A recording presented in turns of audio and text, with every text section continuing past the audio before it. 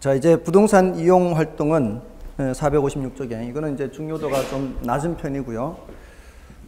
지금 방금 한 금융론이 좀 중요한데 그걸 조금 정리를 하면은 일단 저당 상환 방법에서는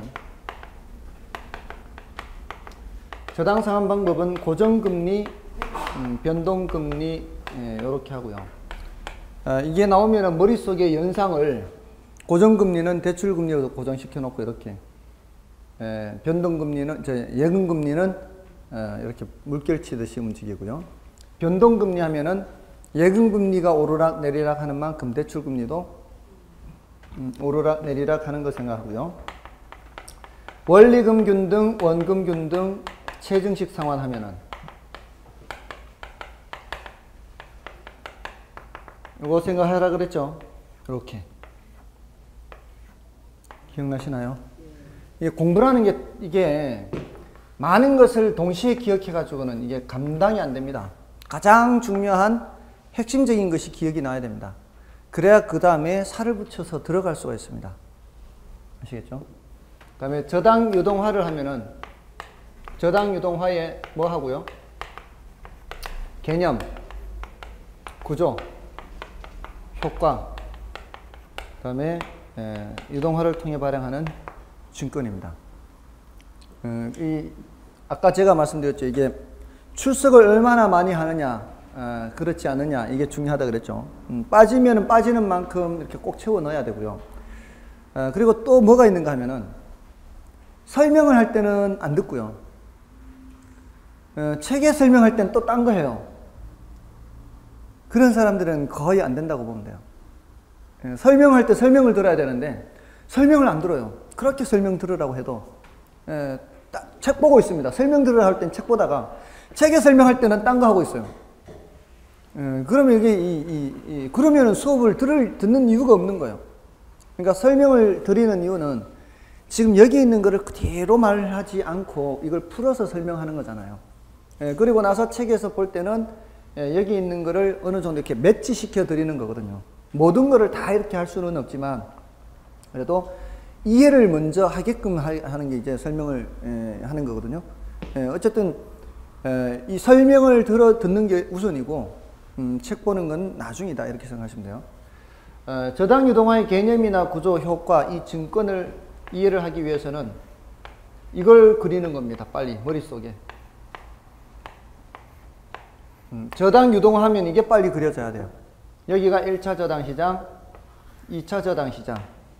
그래서 유동화라고 하는 것은 현금화다. 현금화. 개념은 현금화다. 그리고 그 과정에서 뭐도 이루어져야 돼요. 증권화가 이루어지죠. 현금화, 증권화다. 그 구조하면은 1차 저당 시장, 2차 저당 시장. 효과하면은 주체별로 생각한다.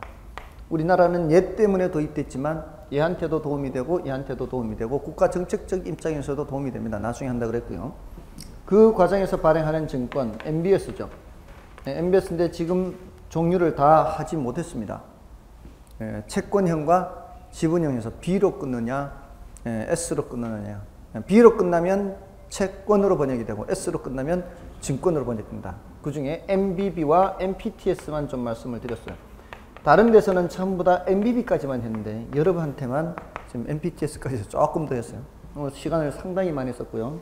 그 다음에 자금 조달 방법에서 자금을 어떻게 조달하느냐. 여기에서는 리츠가 중요하다 그랬죠. 그 다음에 프로젝트 파이낸싱, 그 다음에 신디케이션 등등, 등등. 얘네들은 그렇게 자주 출제되는 건 아니다만 리츠가 중요하다 그랬죠. 근데 오늘은 그 우리나라 부동산 투자 회사법 내용을 다 말씀드리지 않았고요. 리츠는 뭐 때문에 도입됐다고요? 구조조정하는 회사의 부동산을 매입해 줌으로써 구조조정이 원활히 수행될 수 있도록 구조조정 수단으로서 도입이 됐던 겁니다. 그렇게 해서 이게 리츠는 이제 부동산 투자 회사죠. 부동산 투자 회사를 쉽게 설립할 수 있게끔 그렇게 도입이 됐던 거고요. 그 다음에 프로젝트, 이거는 지분금융 방식이죠. 주식을 통해 주주가 되는 거였잖아요. 우리가. 지분금융 방식이고. 요거는 대출은 대출인데, 보통 대출은 부채금융이거든요. 근데 요거는 좀 독특해요. 보통 이 부채금융은 소구금융이거든요. 보통 대출 받는 경우에는 내가 혹시라도 담보로 제공한 것이 충분치 않으면 나의 다른 재산에 대해서도 끝까지 물고 늘어지는 게 보통 대출해 주는 거죠. 그렇잖아요. 그걸 무슨 금융이라고 하는가 하면은 소구금융이라 그래요. 그러니까 부채금융은 소구금융이고요. 부채금융은 소구금융이고 지분금융은 비소구금융이거든요. 이건 소구, 요거는 비소구예요.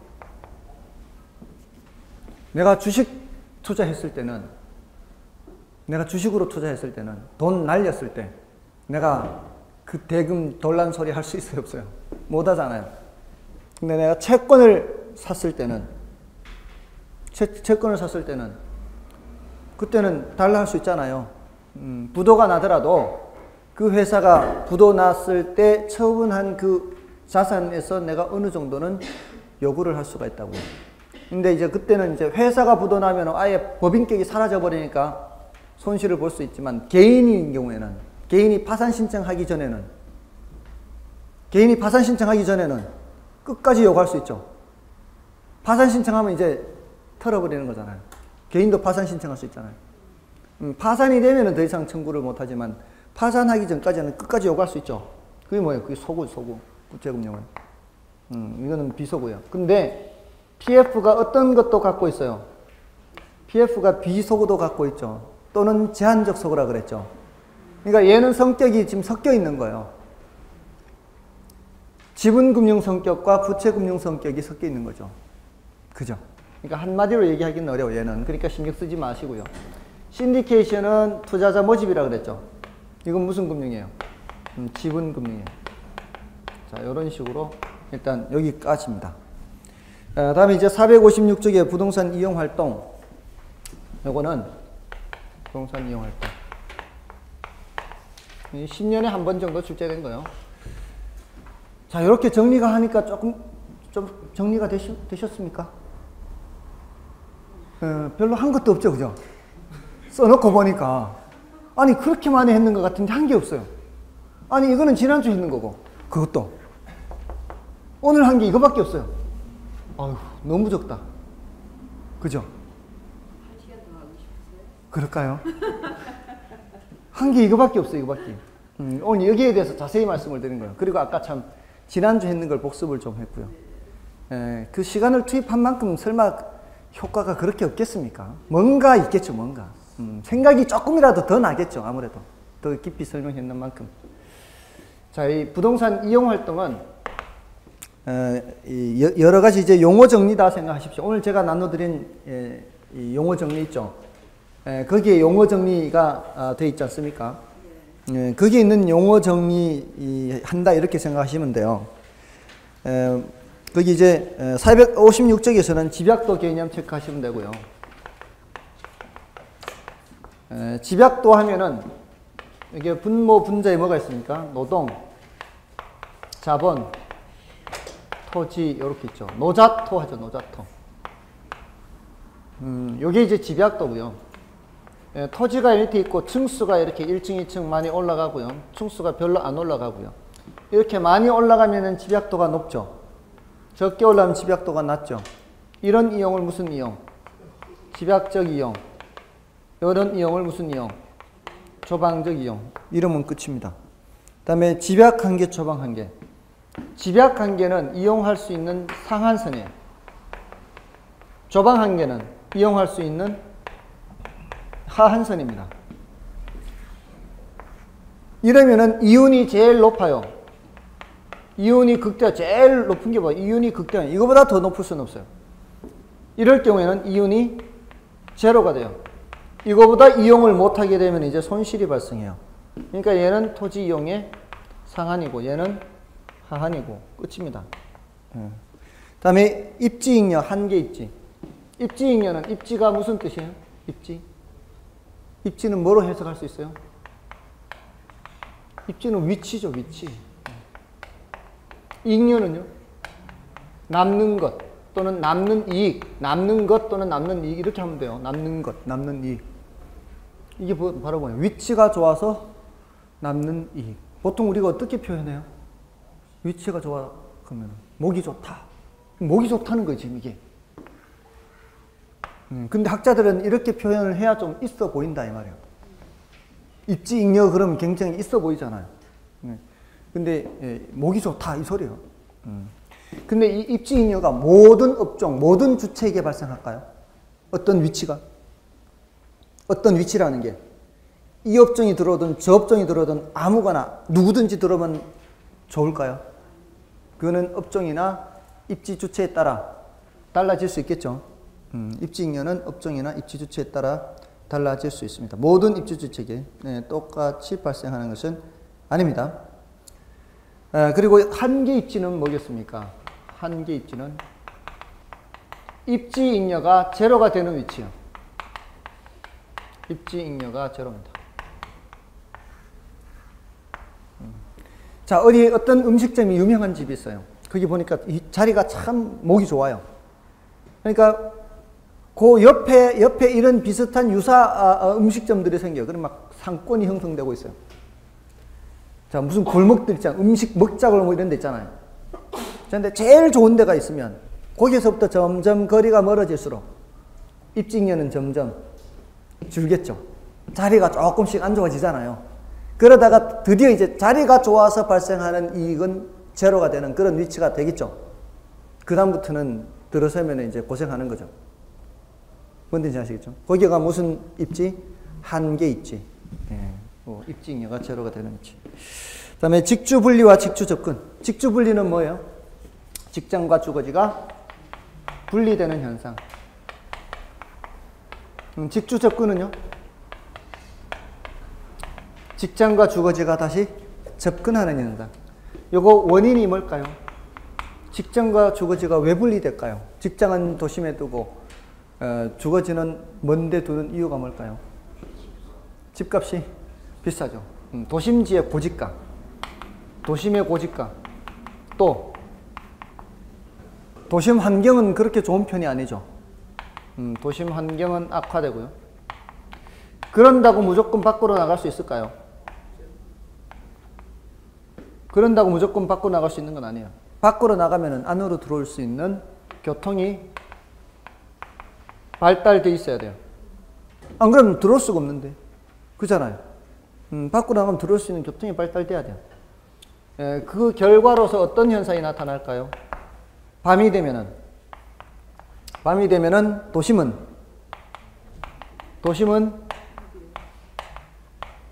빈 마을이 돼요. 빈 마을. 밖으로 다 나가버리니까 잠자러. 외곽은 침상도시라 그래요. 베드타운. 잠자는 곳. 그렇게 하겠죠. 그러면서 출퇴근 비율이 어떻게 해요? 바깥에서 출퇴근하는 비율이 높아져요. 이런 거는 도넛 현상이라고 해요. 도넛 현상. 도심이 밤이면 비는 현상. 자, 그럼 직주 접근은 왜 발생할까요? 일단 직주 분리에 의해서 나타난 게 원인이 될 수 있어요. 사람들이 바깥으로 나가다 보면은 도심으로 들어오는데 또 나가는데 출퇴근할 때 어떻게 해요? 교통체증이 발생하겠죠. 그러지 않나요? 경험해 보셨습니까? 이쪽은 안으로 들어가는데 힘들지 않나요? 여기 계신 분들은 대체로 지하철로 이동하면 별로 뭐 그렇게 힘들진 않죠. 체증은 없잖아요. 최소한. 아, 이 지하철도 체증이 있나? 사람들이 막 밀려버리면 사람들이 아, 그래요? 아침에 2호선을 타시나 봐요. 엄청 붐비죠. 근데 자동차를 이용해도 많이 붐비지 않겠습니까? 이게 동부간선로 내려간다거나 시내로 들어가는 저 미아리 고개 넘어가는 저쪽으로 분명히 막힐 거예요. 근데 안에 살아보셨나요? 도심에? 안 살아보셨어요? 저는 지금까지 봉천동에 옛날에 살다가 결혼해서 초에 봉천동에서 와이프가 이제 시내 한복판에 직장이었어요. 근데 그때 이제 뭐 애도 갖고 이렇게 임신한 상태고 해서 제가 태워줄 때도 많고 또 뭐 야근도 그때 또 많았어요. 또 처음에는. 그러니까 막 밤 11시, 12시 돼 저보고 태우러 오라는 거예요. 그러니까 태우러 가는 거는 뭐 밤 늦은 시간에 왔다 갔다 하는 거는 막히지는 않지만 아침에 데려다 줄 때 엄청 막히거든요. 그게 한강대교 넘어가는 게. 그래서 워낙 힘들어서 아침 하루에 두 번씩이나 왔다 갔다 해야 되니까 힘들어서 도심으로 이사를 갔어요. 그 회사 바로 근처, 충정로 근처로. 회사 근처로 바로 이사를 갔는데 너무 좋은 거예요, 너무. 아니, 그 와이프는 그냥 집이니까, 걸어서 5분, 뭐, 길어봐야 10분. 할 일이 없다니까요. 할 일이 없어요?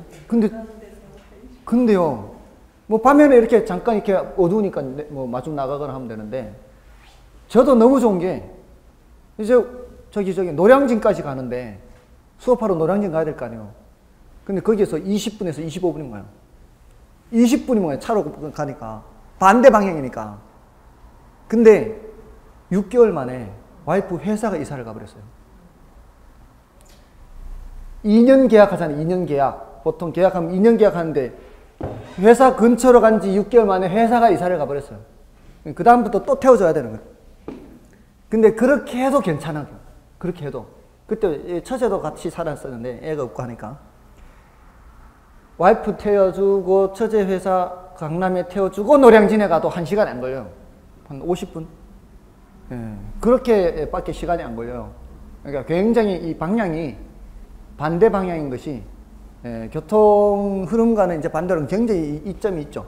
그러니까 어떻게 하는 것도 괜찮아요. 이렇게 되면은 도심으로 가는 것도 괜찮아요. 그리고 도심 환경도 많이 개선이 돼요.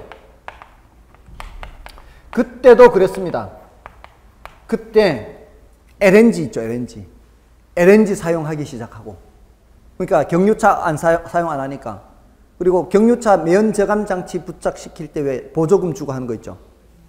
그런 걸 도심 환경이 개선되고 교통체증 이런 것 때문에 안으로 들어가는 거죠.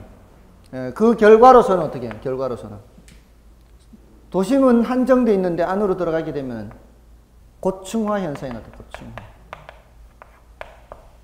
그죠? 위로 올라갈 수밖에 없죠. 또는 도시 회춘화 현상.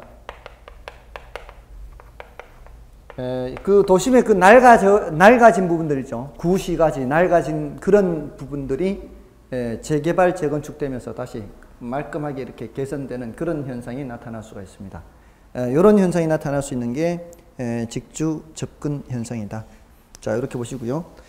다음에 이제 459쪽에 스프롤 현상이 있죠. 이 스프롤이라는 단어는 이 단어 자체가, 영어 단어 자체가 도시가 무질서하게 외곽으로 확산된다 이런 뜻을 갖고 있어요. 이렇게 막 스물스물 기어가듯이 도시가 외곽으로 무질서하게 확산, 그냥 확산이 아니고 무질서하게 확산해요. 뜻은 그거예요. 무질서하게 확산. 무질서하게 확산. 그 원인이 뭐 때문일까요? 무질서한 이유가 계획 부족 때문에, 계획 부족 때문에 그렇습니다. 그래서 거기에 대한 대책이 뭐가 있을까요? 무질서하게 확산되지 못하게 하는 것. 예? 개발 제한 구역이죠. 그리고 그 유형에는 스프롤의 유형에는 간선도로를 따라 뻗어나가는 그런 유형이 있고요. 도시가 있으면은 중간중간 공지를 남기고 이렇게 개구리 띠 뛰듯이 이렇게 가는 것도 있고요. 이걸 비지적 스프롤이에요. 비지적 스프롤.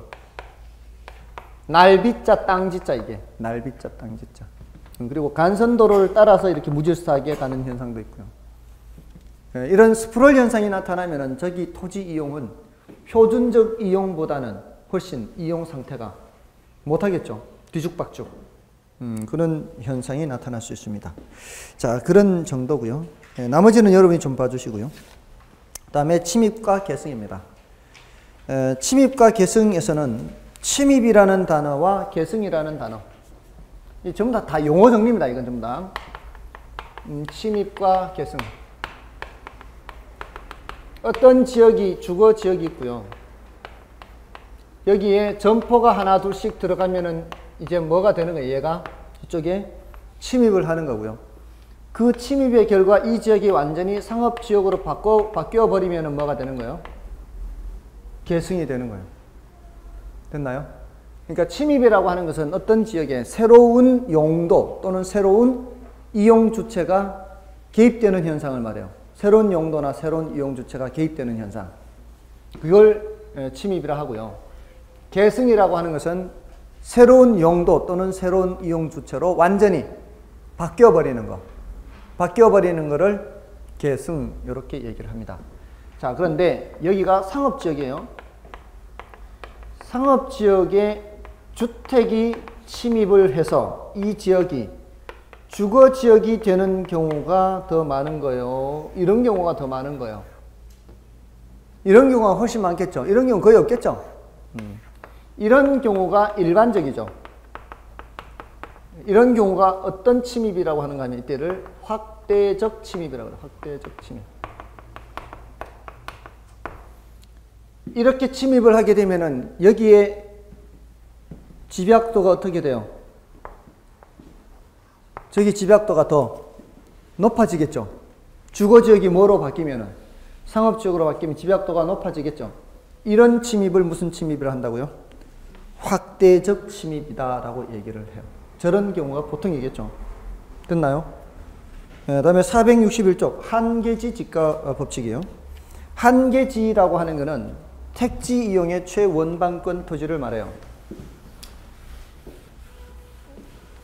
택지가 뭐예요? 택지. 도시가 이렇게 있으면, 택지가 이렇게 있으면은, 서울이라는 도시가 이렇게 있으면은, 이 바깥쪽에 택지 이용의 최원방권. 여기 있는 토지가 바로 뭐예요? 한계지, 한계지. 택지 이용의 최원방권. 서울로 치면 어디쯤 여기에 해당할까요? 예? 여기 조금만 넘어가면 있잖아요. 이 택지를 벗어나면 여기는 뭐예요? 바깥은 임지, 농지가 되는 거죠. 조금만 넘어가면 임지, 농지 있을 거 아니에요. 택농임 하잖아. 택농임. 택지 지역이 아닌 거는 이제 농지, 임지가 나타날 거 아니에요. 맞나요? 이거는 서울특별시 경계를 얘기하는 걸까요? 실제 용도에 따라 이렇게 구분하는 걸까요? 실제 용도에 따라 하는 거예요. 서울 시내에도 농지가 있을 수 있죠. 지금 마지막 남은 농지가 좀 대규모 농지가 지금 없어졌죠. 어느 지역이에요? 서울의 마지막 남은 농지이죠. 개발제한구역 같은 거 말고, 농지, 임지 말고, 농지로서 마지막 남은 데가 없어지는데요. 마곡지구, 마곡지구가 마지막 남은 농지였어요. 좀 대규모 농지. 그냥 조그만 농지 말고. 저기 조그만 농지는 요 바깥에 나가도 있어. 몇 개만. 한 떼기, 두 떼기는 있어요. 대규모 농지는 마곡지구 마지막이에요. 그거는 택지가 아니잖아요.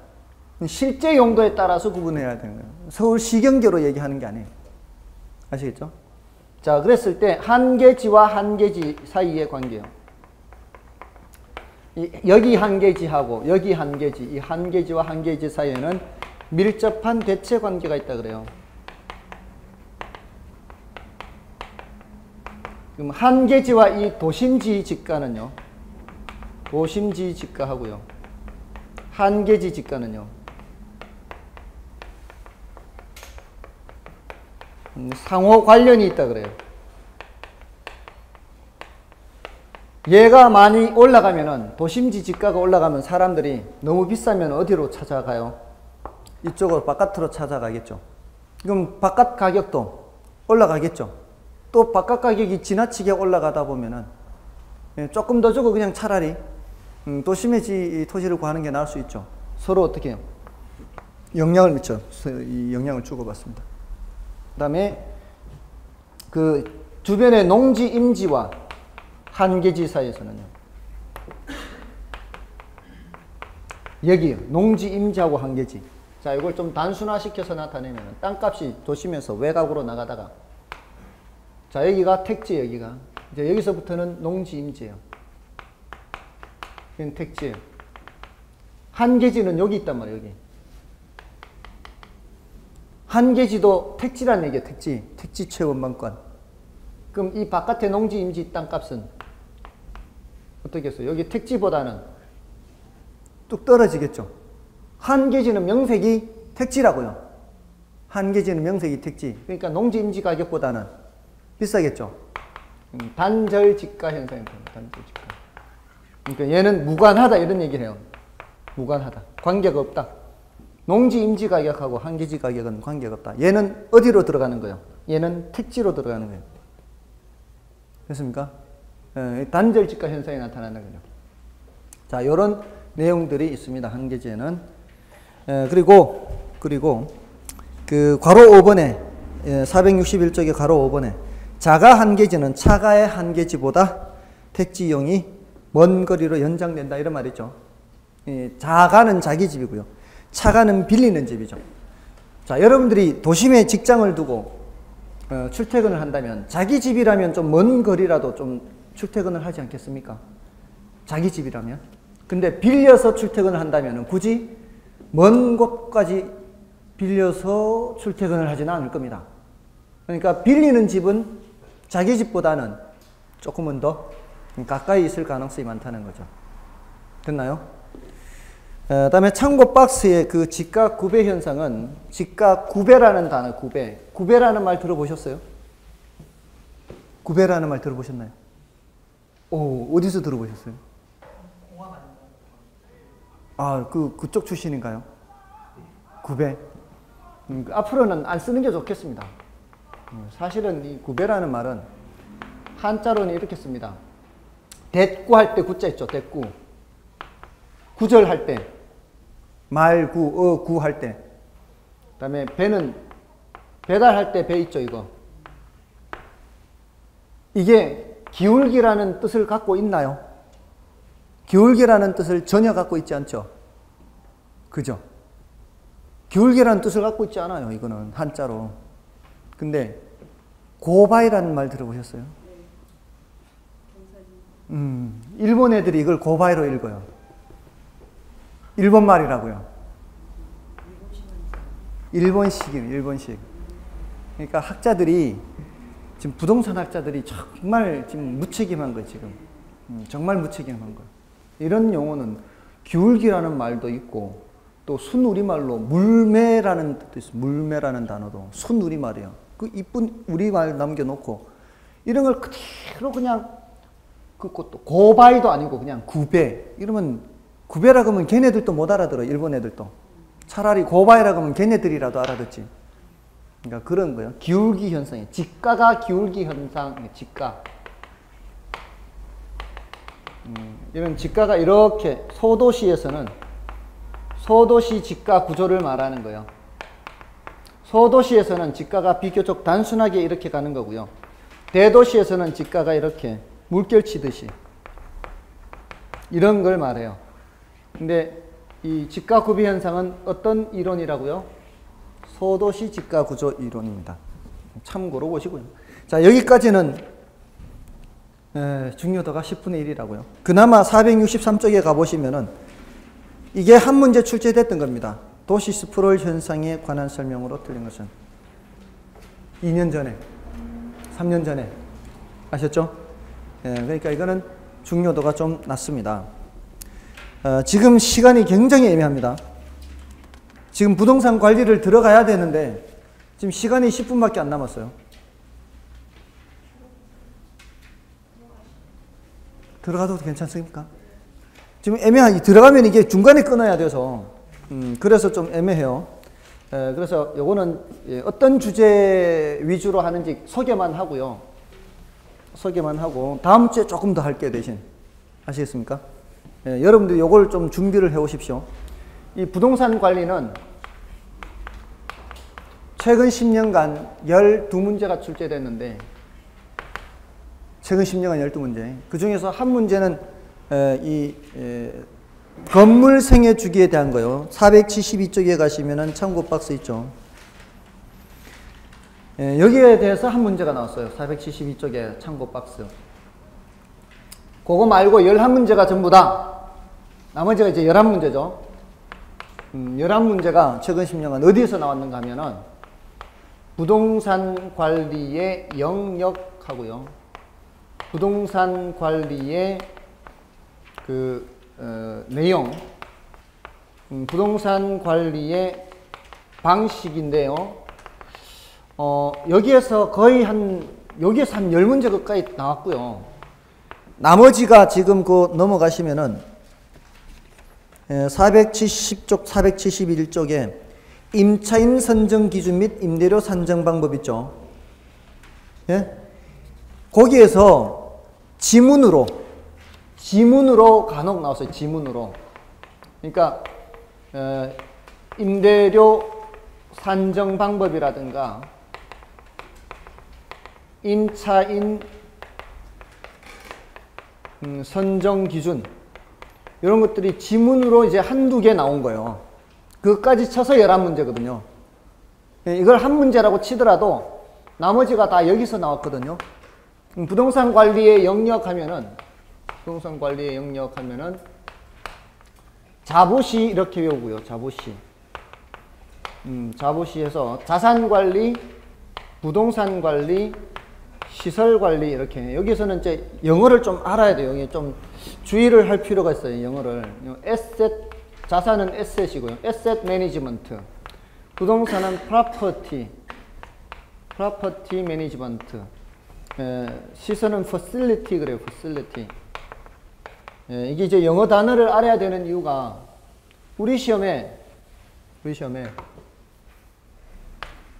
지금 이 단어를 번역을 달리 했단 말이에요. 시험에.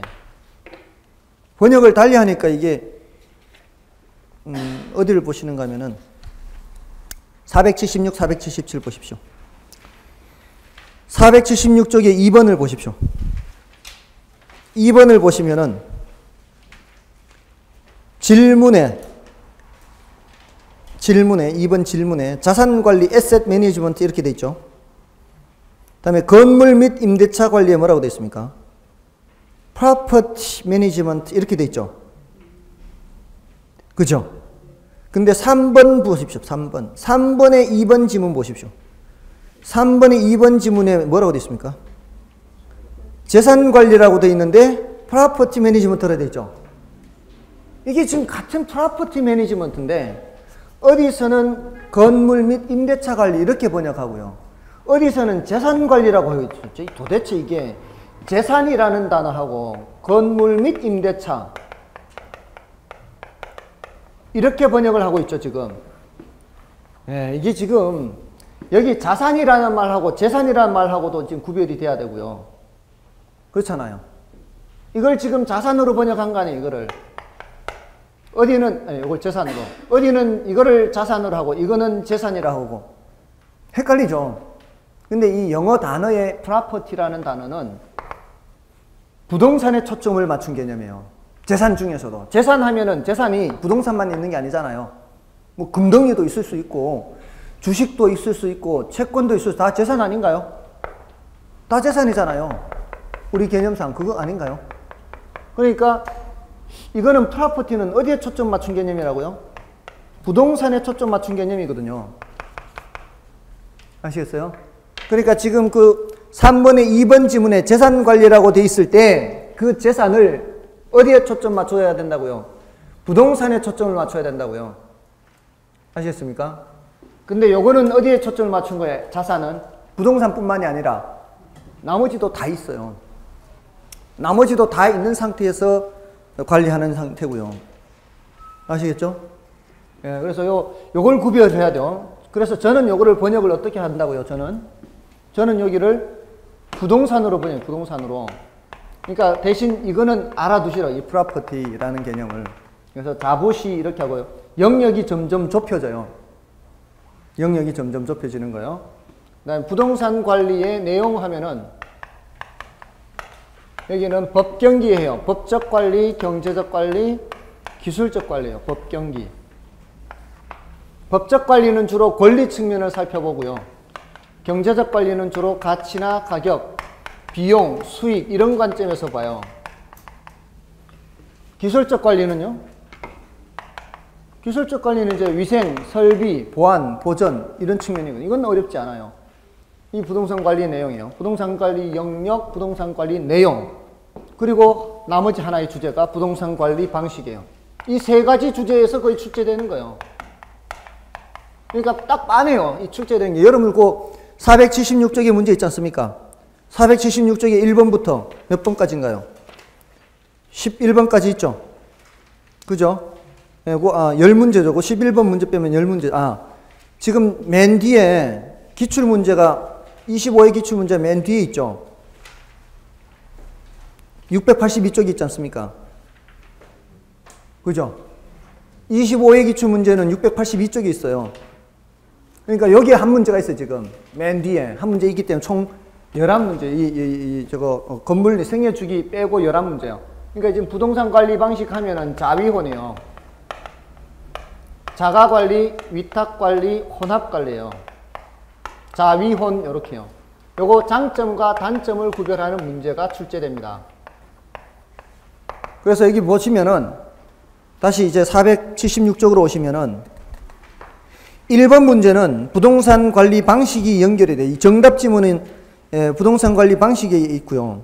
그 다음에 2번, 3번, 4번 지문은 부동산 관리 영역에 대한 거예요.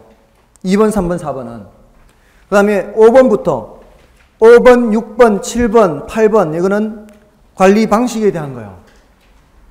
그죠?